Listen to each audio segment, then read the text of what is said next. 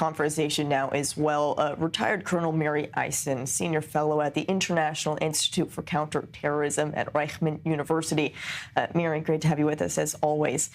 We were just hearing the update as far as how Israel is diminishing Iran's missile capabilities and how we're feeling that here in Israel as well. We're seeing smaller and smaller barrages being fired from Iran, but there are also some fears that as we diminish more of these missile launchers, decreasing the number of missiles that Iran can fire, Iran will then start using some larger, more complex missiles like the cluster bomb that we saw in Haifa yesterday. Can these two things be correlated?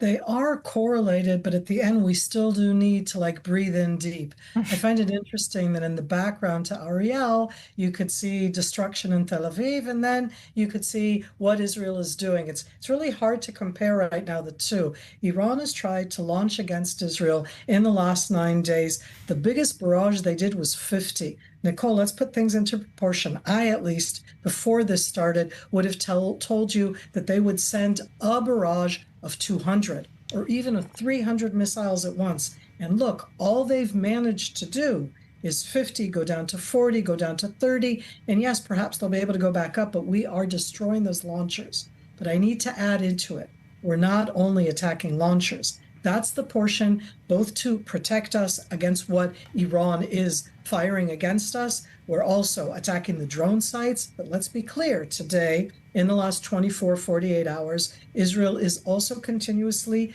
attacking the nuclear facilities, the nuclear sites. We've really put out there 5 different types of targets that we are consistently attacking. And that term that I never thought I'd be saying, air superiority over Iran, means that not only are we hunting, as Ariel said, the launchers, we're also hunting to a large degree anything that is anti-aircraft. We want to make sure we keep that air superiority, but we are targeting in a very sophisticated way both the Revolutionary Guard, the nuclear sites, the hierarchy decision makers within the different terror apparatus, the Iranian Revolutionary Guard, the nuclear apparatus, the air and space, as they call that. We're continuously doing that. And in the last 24 hours, again, we've been hitting very center people and hitting very center sites. And with these nuclear sites, we're 9 days in, Miri, and the big question still remains is whether or not the United States will get involved and strike those nuclear facilities that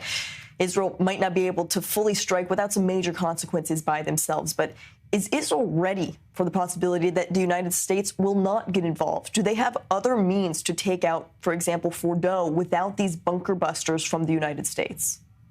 What we've been doing over the last 9 days is we've been attacking some of these different nuclear sites time and time again. That's what you do when you don't have a type of munition that can go the whole way in. Even think about it of erosion, even inside, your house or whatever you're doing. If you hit something and you hit it again and you hit it again, it does some erosion. It is something that will, in time, also be able to take care. I think that Israel's the military strategic plan of attacking all of these very, as I said, 5 different categories, but diverse targets. We're not going back to all of them all the time, but we're going back to the nuclear ones time and again, making sure that we both hit, that we're destroying, that we're demolishing those capabilities. I do think we have that capability. Nicole, what we all understand is that if we do it like that, it can take a lot longer. And at the end, it's about the both effectiveness, not just the efficiency. Here we are sitting in our safe rooms talking a lot about the incoming, what does get through, because most of what Iran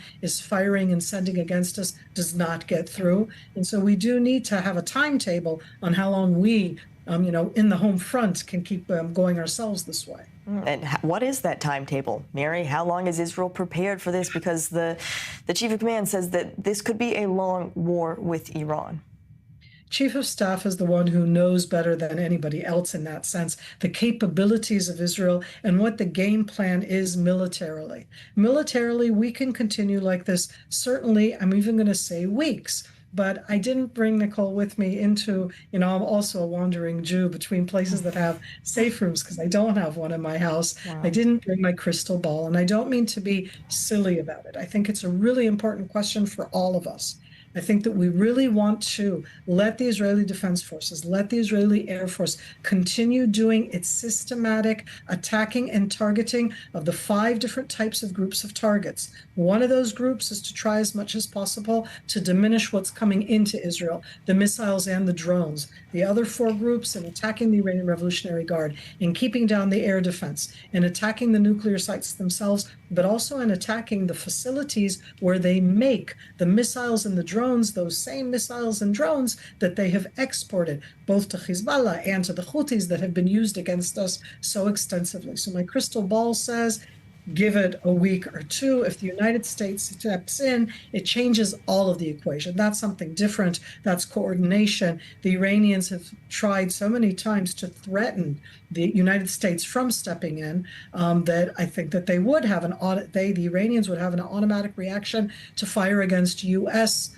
Targets, and that immediately would change everything, the dynamics of what's going on right now.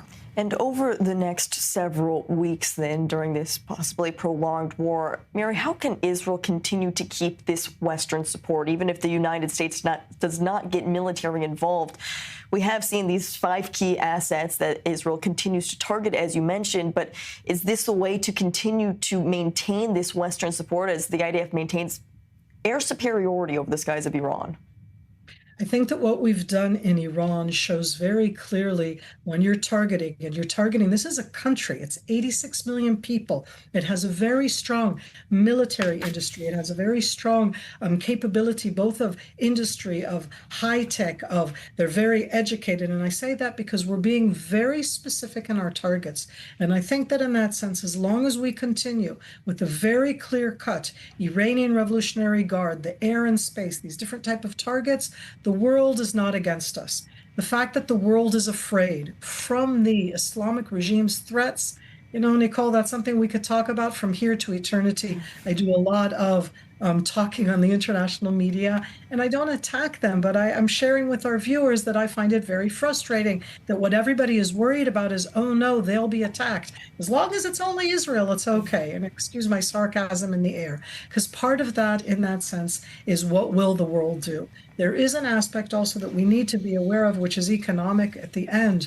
That pathway that is right next to Iran, and Iran is also part of it, is the main export for oil, for gas, for the world, that whole aspect there.